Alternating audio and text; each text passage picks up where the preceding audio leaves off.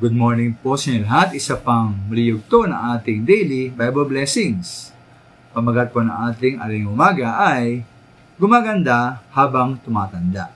Gumaganda habang tumatanda. Ito pong isang hamon ang pagtanda. Aking mga personal alam sapagkat ako mismo po ay isa niyang senior citizen. Kaya alam ko po ang pagtanda. Maaaring na luma na, tumihina ang ating katawan, pati po ang ating utak.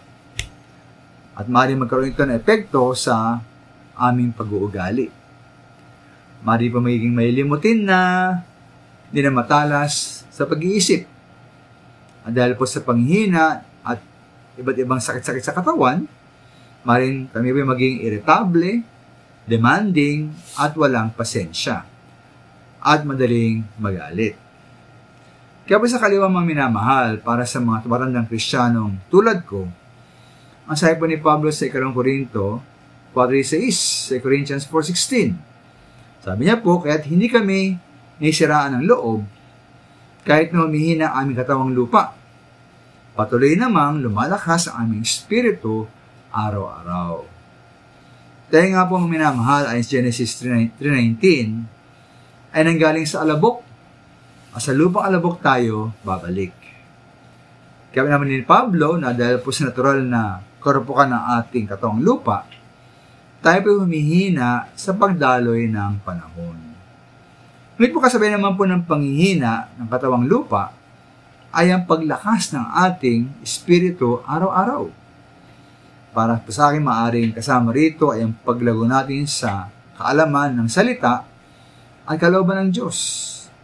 At ipiging higit na malapit sa Kanya, sa ating Panginoon, at ipagyabong sa mabuting pag-uugali at pumunga sa mabuting gawa.